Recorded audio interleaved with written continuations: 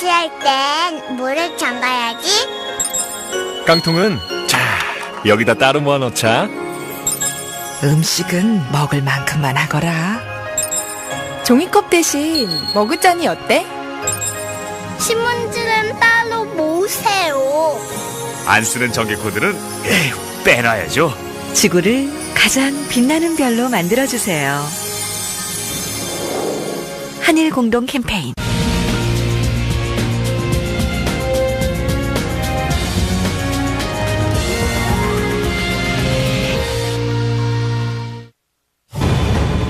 (1935년) 러시아 모스크바를 세계 최고의 웅장한 도시로 만들려는 계획이 마련됐다.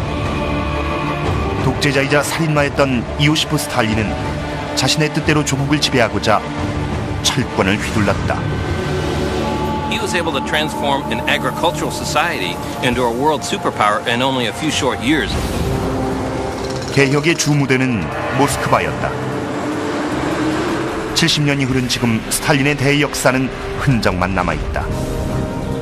이제 이에 관한 증거와 기록을 토대로 스탈린의 이상으로 만들어진 피해 역사를 재조명해보자.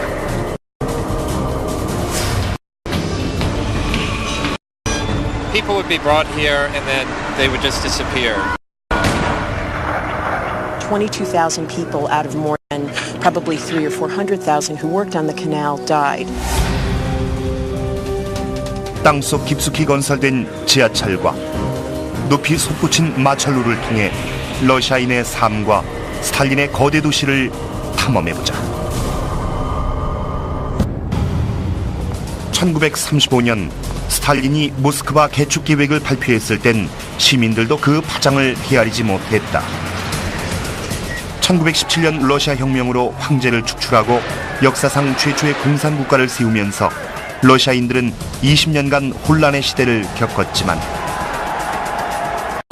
스탈린이 몰고 올 고통의 대가는 짐작하지 못했다.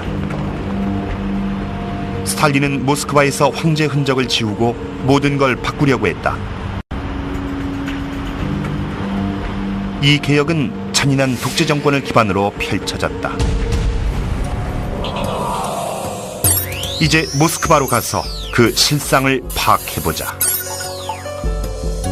가이 아처는 수년간 러시아 역사를 연구해왔다.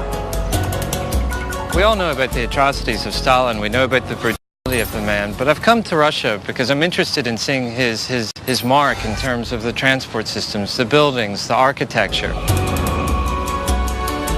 기술자 마이크 슐러는 현재와 다른 모스크바의 새로운 면을 밝히려 한다. I'm very interested in knowing more about the technology behind his buildings and how he was able to construct this industrialized infrastructure in record time. 지금부터 스탈린의 야망 속에서 끝내 미완성으로 막을 내린 거대 도시의 실체를 한번 되살려보자. 스탈린은 창조의 기반이 파괴라고 믿었다. 따라서 개혁의 시초는 파괴였다. 모스크바의 역사를 지워버리려 한 것이다.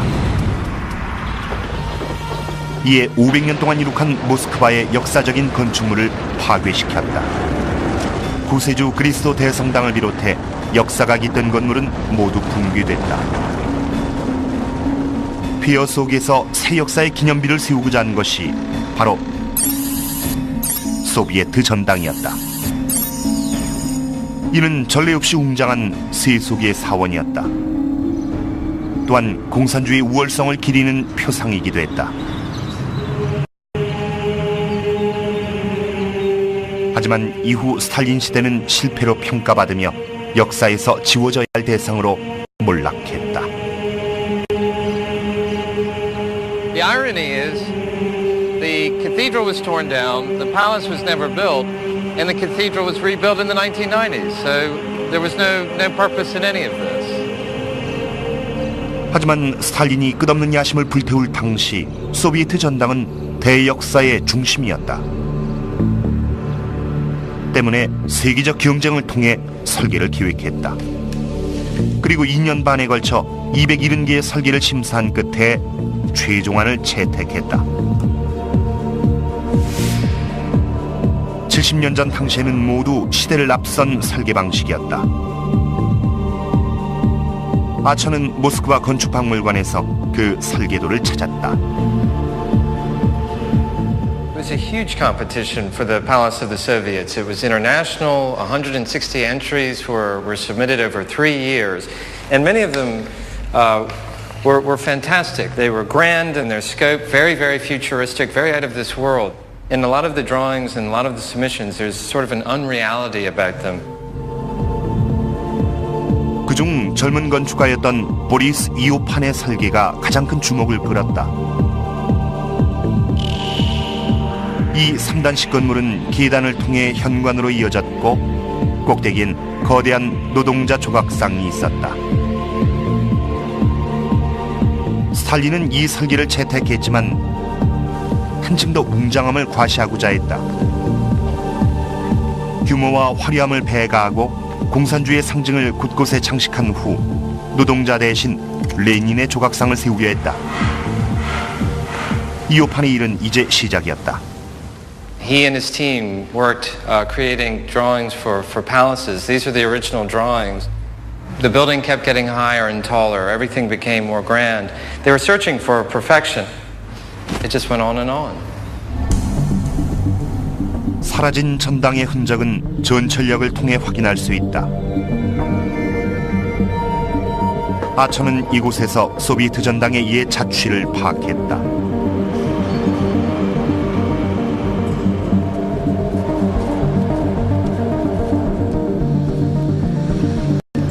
I'm standing in the metro below where the Palace of the Soviets would have been. And from this metro station, we can get an idea of how beautiful and ornate the building would have been. 화려한 조명과 대리석 및 흰 석재는 스탈린의 건축 양식을 보여준다. 현지 건축가 맷 존스턴은 슐러에게 스탈린이 전당을 통해 조국의 위상을 과시하려 했다고 설명했다.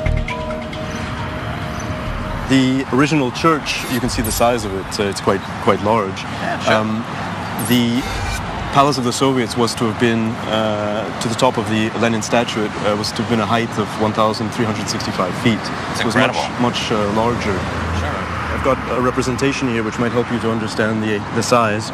This is the outline of the skyscraper with the statue of Lenin on top. Yes, Incredible. and you can see the size of the present cathedral, which would have fit easily inside. Absolutely incredible. So the Statue of Liberty would have been something like about this tall. Right. It would have been, Tallest building in the world. It would have been, yeah. 1935년 소비에트 전당 공사가 시작됐다. 스탈린이 무너뜨린 대성당터에 토대를 건축하며 수의 대들보를 세워 기반을 닦았다. 하지만 이후 2차 대전의 발발로 이 수위를 회수해 탱크를 제작했다. 슐러와 존스턴은 공사가 계속 진행됐어도 완공은 힘들었을 거라고 말한다. The complex would have come right up to the river, and here the water table is quite high, so they would have had a lot of problems with water seepage into the foundations. They had to go very deep. They also would have had a problem that the whole complex might have slid into the river. Well, the soils along the riverbank are not so good. Right, there's a lot of sand in the soil here, so it's quite unstable. I see. And maybe that's one of the reasons why it was never built. That's one of the reasons why it was not realized. 소비에트 전당의 건축은 사상 누각처럼 완공이 불가능했다. 두 사람은 모스크바 건축박물관에서 또 다른 문제를 발견했다. Here you can see really the way the project would have looked like. There were lots of technical issues. One of the problems, in fact, was weather. The cloud cover was estimated for about 200 days out of the year to come in around here. Standing from below, you would have looked up and seen what? His trouser legs and his backside. Not a very respectful configuration. No. There were also some structural issues associated with the auditorium inside. You know, I found a cross-section of the building. 슐러는 설계도 조사를 통해 웅장한 소비에트 전당의 완공이 불가능했다는 증거를 파악했다. So in here we see the auditorium for 21,000 people. Oh, just a huge empty domed space. Yeah, located inside here, which you can see the problem. I mean, you've got this very large empty hall in here with a skyscraper on top of You're it. trying to support a skyscraper over empty space. Structurally, it's not the most logical thing to do. So even today, constructing something such as this would be very difficult, and at the time, technically, it was not even feasible. Practically impossible. 하지만 정부는 이 사실을 공개하지 않았다. 대신 가짜 사진과 영화로 곧 완공될 것처럼 국민들을 속였다. Had it actually been built, the palace of the Soviets would have been so tall, you'd have to stand back quite a ways to get a good perspective of it. It would have been the most dramatic building of its time.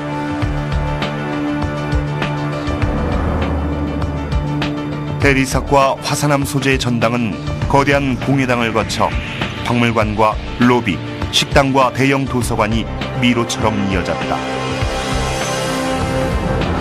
또한 이곳 승강기의 속도는 초속 4.8m였다. 하지만 스탈린이 꿈꿨던 웅장한 소비에트 전당은 완공이 불가능한 건물이었다. 실현성 없는 이상에 집착한 것이다. 하지만 실용적인 인물로 유명했던 스탈린은 계획을 세우면 이를 실현할 방도를 찾았다. 이 거대 도시를 완성하기 위해 국민들의 희생을 강요했다. 이제 스탈린 시대 모스크바를 조사하며 자신의 이상을 위해 국민들을 노예처럼 부렸던 어두운 비밀을 파헤쳐보자.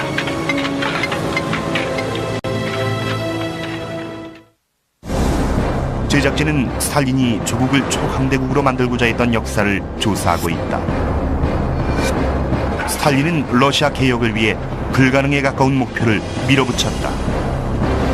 때문에 러시아는 굶주림과 가난, 피로 얼룩진 역사에 신음했다. 하지만 성공한 부분도 있었다. 10년에 걸쳐 러시아는 강대국으로 발돋움했고 모스크바도 급속한 성장을 일궈냈다. 하지만 곧 급속한 개혁의 부작용으로 도시들이 고갈되기 시작했다.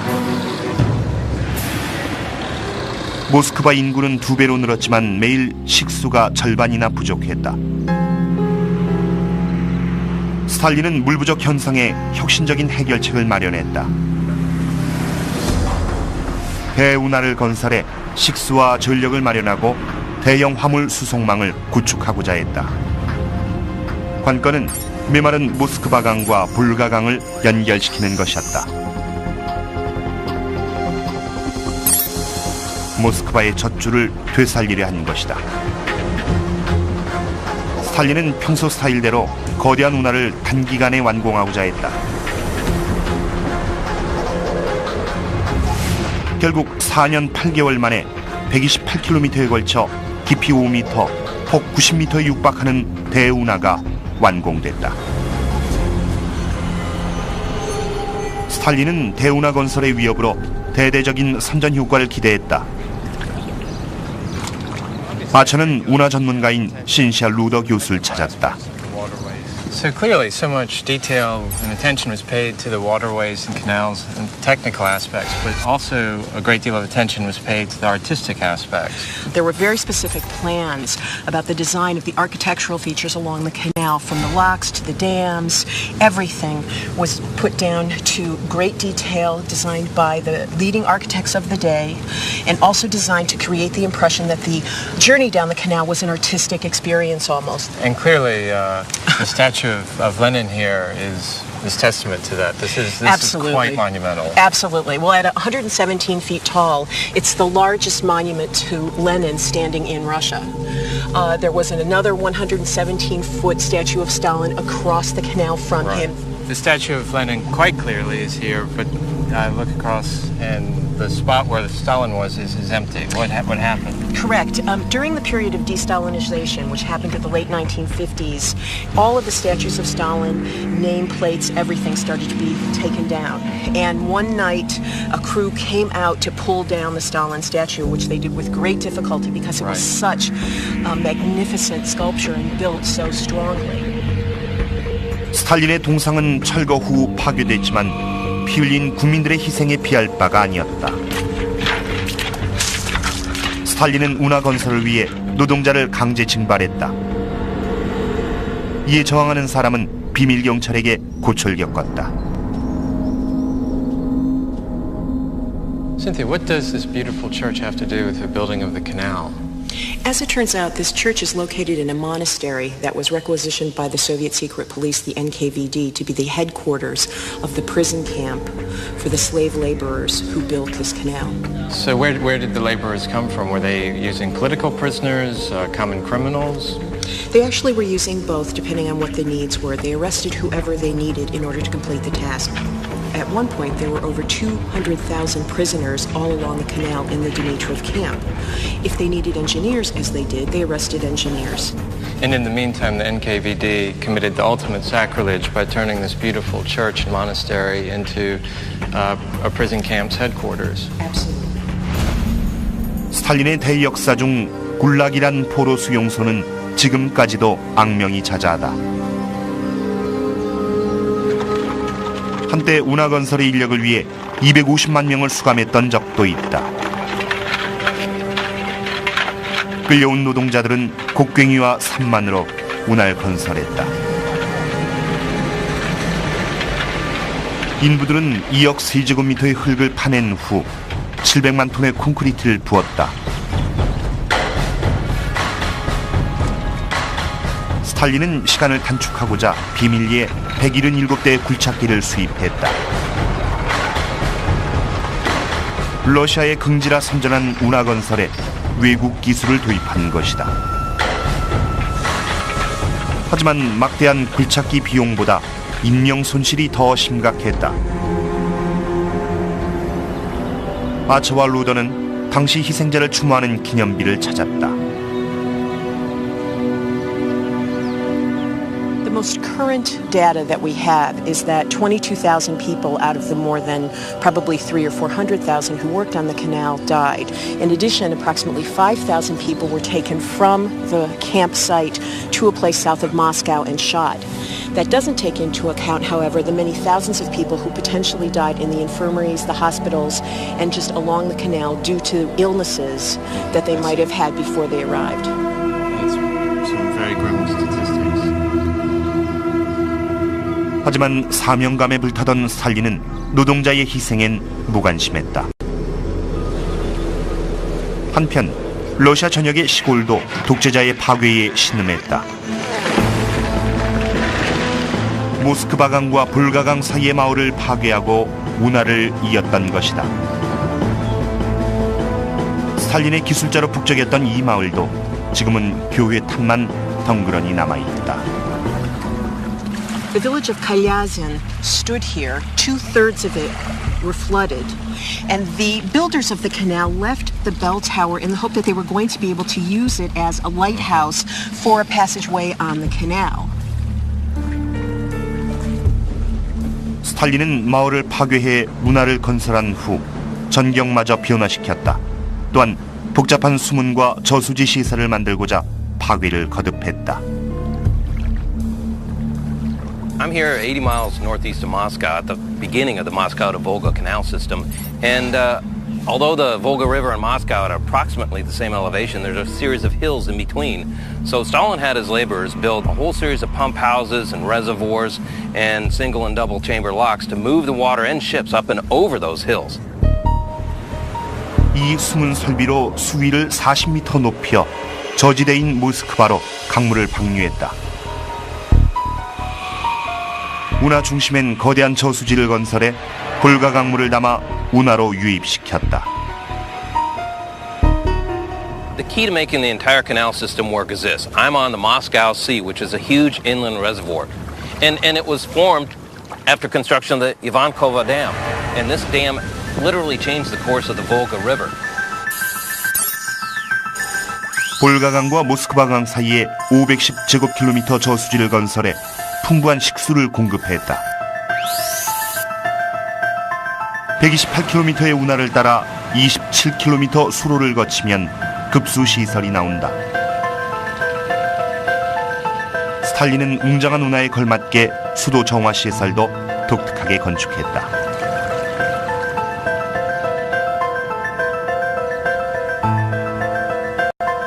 Oh yeah, this looks like this is one of the primary filter rooms. So the water from the Moscow-Volga Canal ends up here first step of filtering the drinking water for the city of Moscow. 이로써 모스크바는 식수를 만끽했다. 지금도 스탈린 급수 시설에서 모스크바로 공급되는 120억 리터의 식수가 매일 소비된다. 대운하는 모스크바의 식수난을 해결했을 뿐 아니라 소련 각지로의 군대 수송을 원활하게 하고 기름과 목재, 석탄과 철 같은 물자를 전 지역으로 운송할 수 있도록 했다. 모스크바와 인근 5개 연안의 수송로가 구축되면서 러시아는 강대국으로서의 입지를 굳게 다졌다. 스탈린의 대운하는 당대 최고의 건축업적으로 평가받았다. 하지만 이를 위해 희생된 막대한 인명은 정부에서 비밀에 붙였다.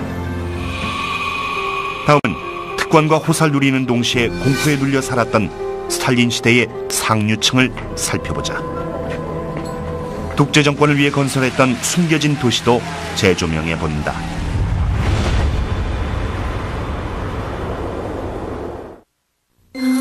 박대환. 그에게 해양 심층수는 오직 블루마린뿐입니다. 대한민국 100% 해양 심층수 블루마린. 센트레빌. 아름다운 집의 기준을 높이고 있습니다. 세상이 바뀌면 1등도 바뀝니다. 센트레빌. 제2차 세계대전. 그 누구도 보지 못했던 2차 세계대전의 이공계 컬러 영상.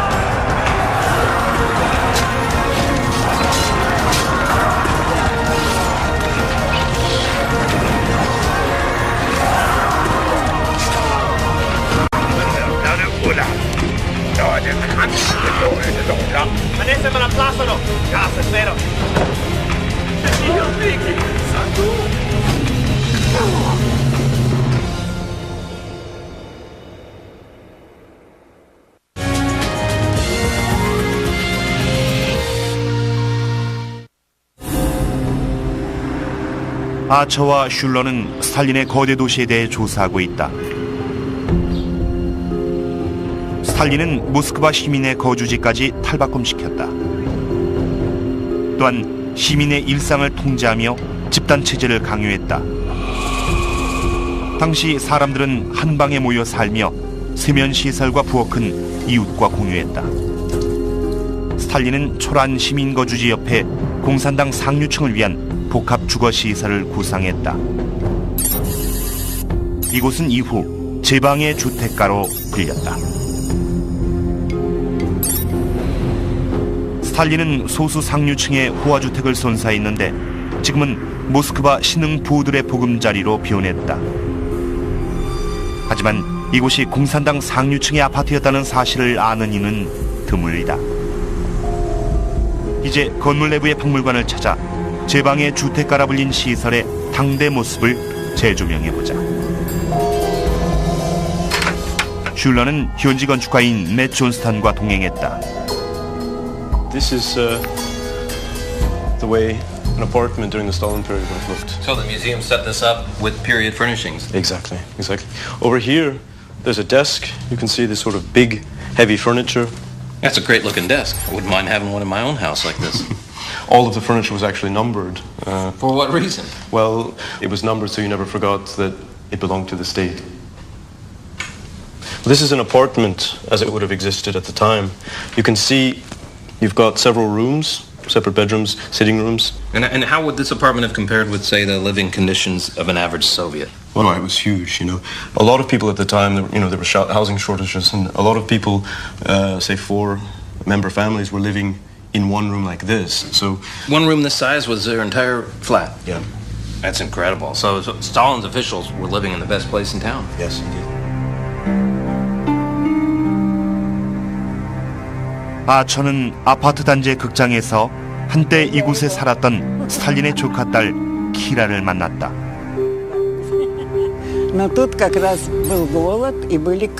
People here were starving and food vouchers were in use. Things were very bad.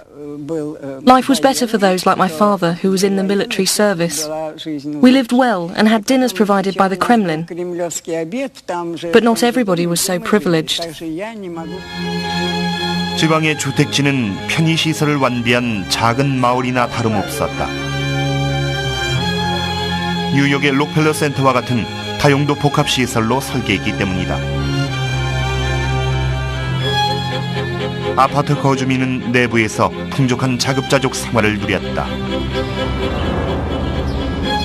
It was very well organized, split into a series of blocks. So you'd have different blocks for living spaces, you'd have a block for shops, a theater, even an indoor shooting range. And I was curious how they might have built this large building right on the banks of the Moscow River and found that they actually had placed it on the site of an old swamp.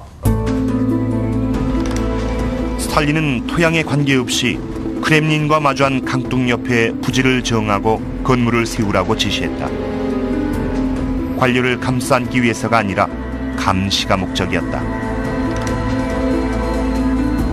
당시 건축가들은 건물 토대부터 다져야 했다. I found this construction site to get a better idea of how the foundations may have looked. Behind me are a series of reinforced concrete piles. These piles are formed by first drilling a shaft deep into the ground to get past the bad soils to find firm bearing. And reinforcing bars are placed in the shaft. It's filled with concrete.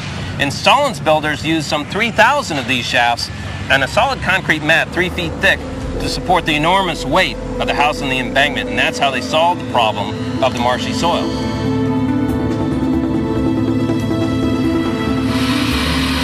토대 공사로 비용이 늘어나면서 애초 예산이었던 700만 루블을 초과했다. 완공 시점에선 총 공사비가 3배 가까운 2천만 루블로 급상승했다. 하지만 이후 스탈린은 이 거주지를 통해 측근을 감시하고 탄압하는 정책을 펼쳐나갔다. 잔악한 독재 정치에 시달린 국민들이 등을 돌리자 두려움에 휩싸인 스탈린은 공포 정치를 통해 권력 유지에 집착하게 된다. 스탈린은 건물 입구마다 경비병을 배치했다. 그리고 거주민을 위한 보호 조치로 위장했다. 하지만 실상은 달랐다. 경비병들은 모든 방문객을 기록했으며 밤 11시 이후론 건물에서 외부인을 쫓아냈다. 당시 지나친 자신감과 망상에 젖은 스탈린은 자신의 공산당 측근을 탄압하기 시작했다.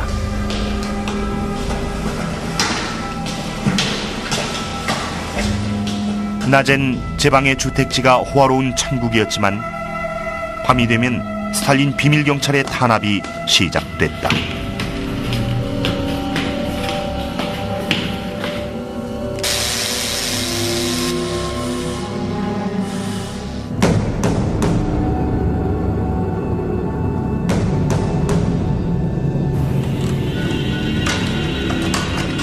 이제 오늘날의 아파트 풍경을 살펴보자. In addition to the main entrance, there was also a service entrance which was provided in most of these apartments. And there's an interesting little clue around the corner. Yeah, what's that? Well, if you look in through here, Oh, this closet. It's pretty small. Yeah. Seems to be hollow behind there. What's behind this closet? Well, it's not very deep. If you go back here, the depth of the closet is about to here. So there's a void behind here.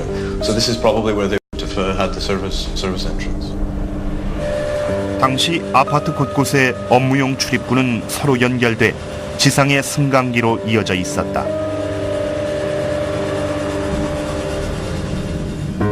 비밀 경찰은 이 통로로 각 아파트에 마음대로 출입했다. There are lots of stories about this building, the apartments being bugged, about people being taken away.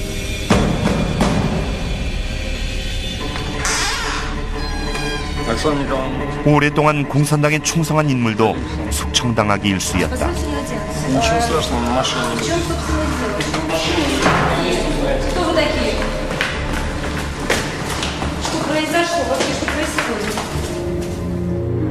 스탈린의 가족도 예외는 아니었다.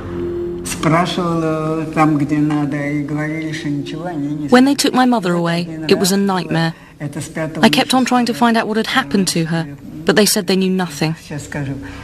Then, on the night of the 5th of December in 1948, when I was fast asleep, they came into the flat straight from the lift. My brother woke me up to say they had come for me. 키라는 반년 동안 투옥된 후 무고한 2명을 쓴 채 5년 동안 해외로 추방됐다. 비밀 경찰에겐 죄인을 압송하기 위한 조처도 필요했다. So when the secret police came and arrested everybody in the apartment, they would place a wax seal on the door frame to keep other people from entering, similar to what we're seeing here. So if you came calling on your friend and there's a wax seal on his door, your friend had big troubles. 죄인은 비밀 경찰 엔카베데의 본부인 루비안카로 압송됐다. It's an extremely sinister building. Most people would be brought here and then they would just disappear. They were either shot at Lubyanka or sent to labor camps throughout the Soviet Union, often disappearing for decades or disappearing entirely. And their families would never know what happened to them. 잔악한 공포 정치는 저항을 용납하지 않았고 스탈린 정권은 숙청의 굴레 속에 인명을 희생시켰다. I'm in the museum of the house on the embankment next to a list of 700 names. These are the people that were arrested during the time of Stalin from this building, 350 of which were executed. There are roughly 500 apartments, so 1/3 of the people living here during that time were arrested. 빈 아파트는 새로운 열혈당원으로 채워졌지만 하나같이 언제 숙청당할까 두려움에 떨었다.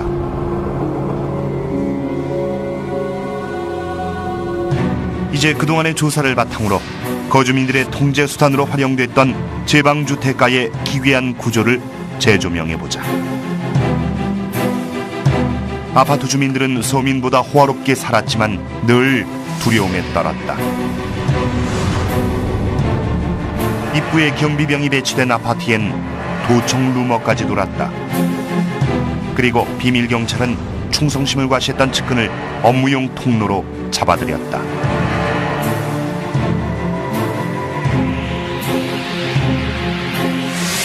이제 불안한 정세 위에 스탈린을 한층 위기로 몰았던 문제를 살펴보자.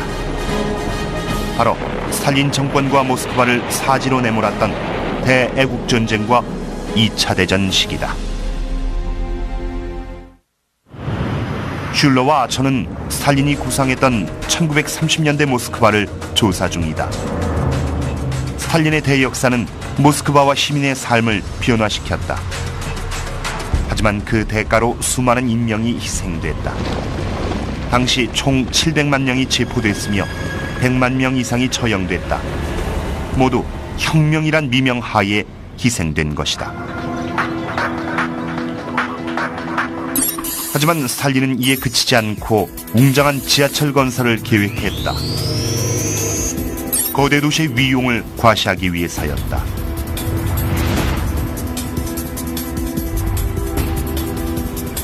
스탈린은 암울한 모스크바의 지상과는 달리 지하철은 밝고 행복한 장소로 꾸미고자 했다.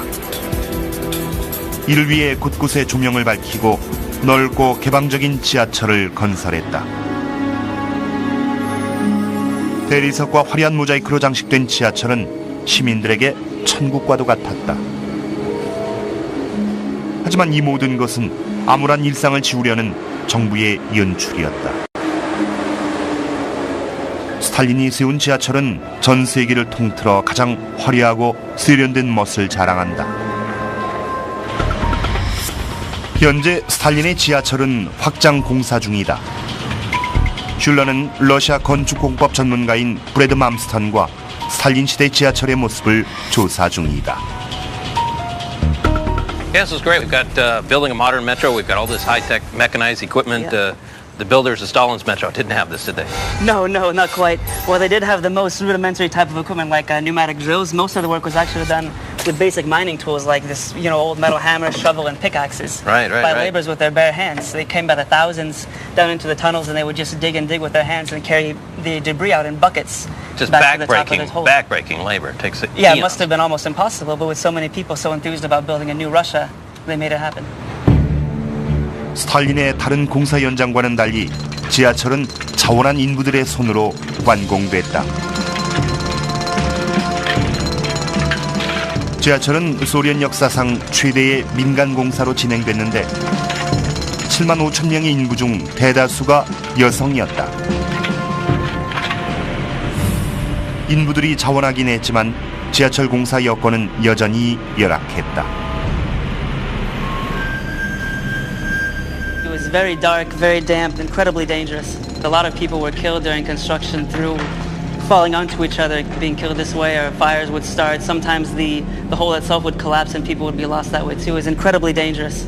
Yeah, and we've come quite a ways down, and it's getting hot and stifling down here. Ventilation must have been a big issue as well. It is pretty thick, yeah, even now in the modern times. Back then it was much worse. They didn't have such a great air conditioning system in the tunnel during construction as we have now. They would have just relied on fresh air to come down naturally into the tunnel. 인부들이 터널을 파면 현장에서 철과 콘크리트를 조조해 벽을 안전하게 보강했다.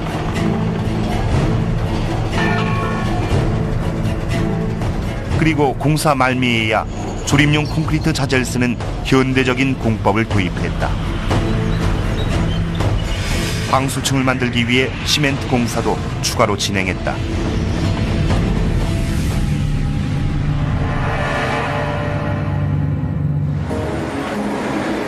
아름답고 화려하게 완공된 지하철은 안락한 승객 수송이란 목표 외에도 또 다른 실용적인 용도가 존재했다. 스탈린은 전쟁을 예감했다. 1941년 독일의 침공으로 러시아는 전례 없는 위기에 봉착했다. 히틀러의 전투기가 모스크바를 초토화시키자 지하철역은 무시무시한 공습에 대비한 벙커로 활용됐다. 역사가 세르게이 니키틴의 설명을 들어보자. They provided metro not only with normal transport facilities but also with mechanism like special doors, enormous doors that were closing the station to protect it from attack of gas, for example.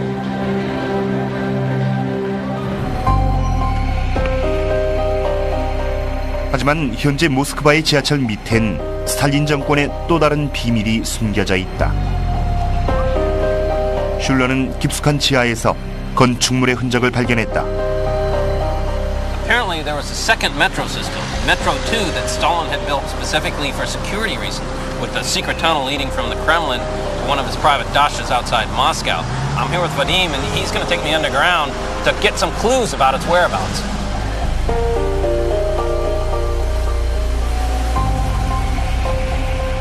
모스크바 지하의 수많은 터널을 조사하던 슐러는 당시 스탈린이 비밀리에 건설한 제2의 지하철 건물이 있던 곳까지 접근했다. During Stalin's time, there was just a single line, but that was greatly expanded during the Cold War, and they had multiple secret entrances and underground passageways and secret bunkers for the evacuation of key personnel should there have been an emergency or some type of attack. And considering its intricate nature, it would have been one of the deepest metros ever built. 제2의 지하철 위치나 공법 같은 세부 사항은 여전히 정부의 극비 사안이다. 하지만 현재까지의 증거를 종합해 스탈린 시대 지하철의 규모를 짐작할 수 있다. 비밀 터널엔 스탈린의 개인 벙커와 시내 공항 그리고 스탈린의 교외 별장으로 연결된 곳이 있었을 것이다.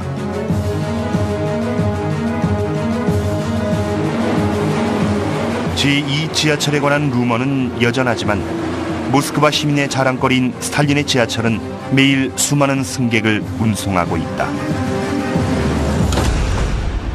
이제 스탈린의 정권 말기 무렵 모스크바의 경관에 영원히 남기려 했던 그의 위협에 대해 살펴볼 것이다.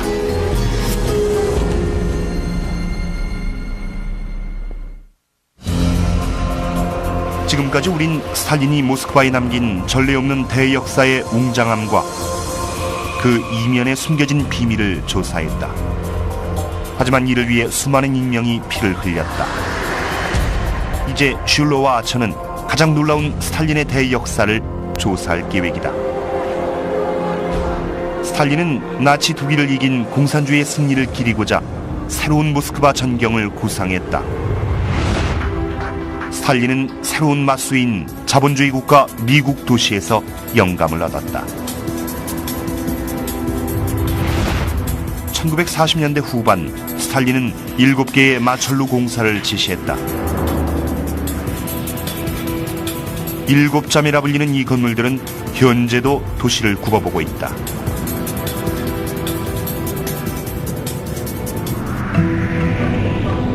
이 마철로는 스탈린 자부심의 상징이었던 소비에트 전당을 토대로 설계됐다.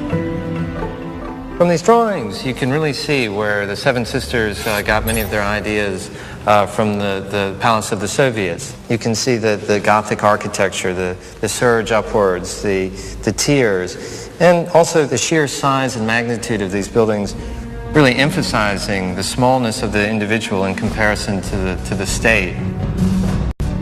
스탈린의 모든 건물은 기능적인 측면 외에 홍보 수단으로도 활용됐다.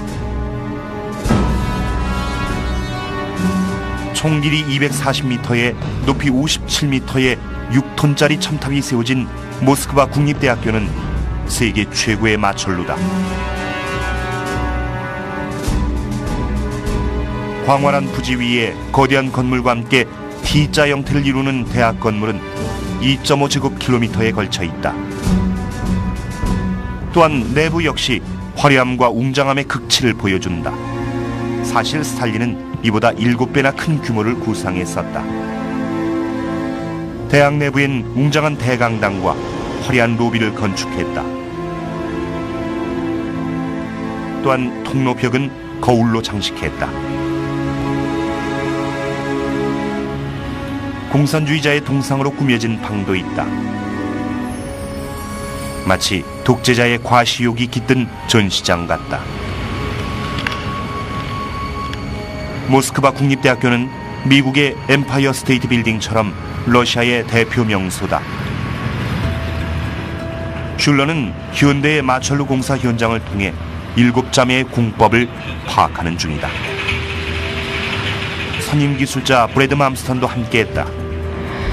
So tell me, is there any relationship between the Seven Sisters and this modern skyscraper? Actually, yeah, the steel erection techniques they were using for buildings like the Seven Sisters in this building are very similar. The brick and block facade that they put on there is purely to make it look like it's a very solid building, but basically it's hung from the same type of steel framing that we have in this building. Now look at one of the Seven Sisters over there. 이 거대한 석재 건물은 미국의 첨단 철골 공법을 도입해 건설했다. 혁신적인 철골 공법으로 더 높고 튼튼하며 인상적인 마철로를 세운 것이다. 하지만 이 마철로 공사에도 난관이 많았다. 수많은 지하 강줄기가 흐르는 모스크바의 토양은 부드러운 편이다. 이는 지하철 공사엔 적합하지만 높은 마철로 건축엔 구조적 문제가 많다. 그러나 스탈린은 마음먹은 일을 끝까지 추진했고 건축가들도 이에 맞춰 해결책을 마련해야 했다. 그들은 혁신적인 해결책을 선보였다. 저온 공법을 통해 축축한 토양 문제를 해결한 것이다. 특별한 작업으로 염화 칼슘을 순환시켜 토양의 열기를 흡수하고 냉기로 두꺼운 벽을 만들어 토대에 물이 스며드는 것을 막았다. 7자매 중 하나인 크란슨의 보로타도 이 공법으로 설계됐다. 이고르 카스페는 단연간 크란슨의 보로타의 건축 공법을 연구해왔다.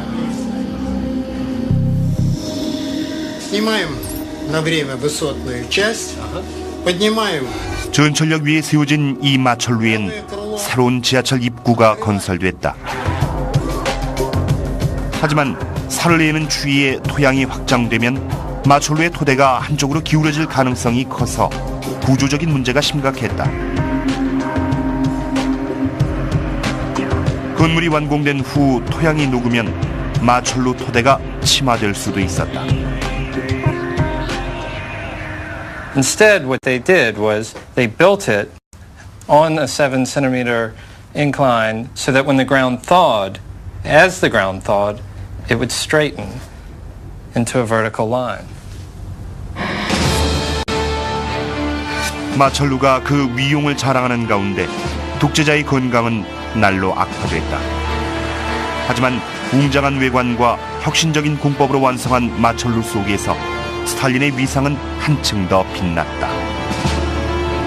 7자매는 새로운 모스크바를 열망한 스탈린의 대표적 위협이었다. 그러나 스탈린의 신세계는 피로올록진 공포정치의 산물이기도 했다. 이제 건축 관련 기록과 현장 조사를 바탕으로 스탈린 시대 모스크바의 사라진 문명을 복원해보자. 러시아는 운하를 통해 세계로 뻗어나갔고 지하철은 화려함과 실용성을 겸비했다. 성당을 본뜬 마철루와 소도시처럼 설계된 아파트도 위용을 과시했다. 스탈린은 단기간에 전 세계가 부러워할 만한 위협을 이룩해 했다. 이로써 현대화엔 성공했지만 그 과정은 참혹했다. 현대적인 도시개혁 속의 무고한 희생으로 그 위협은 빛이 발했지만 스탈린의 원대한 야망만은 길이 남을 것이다.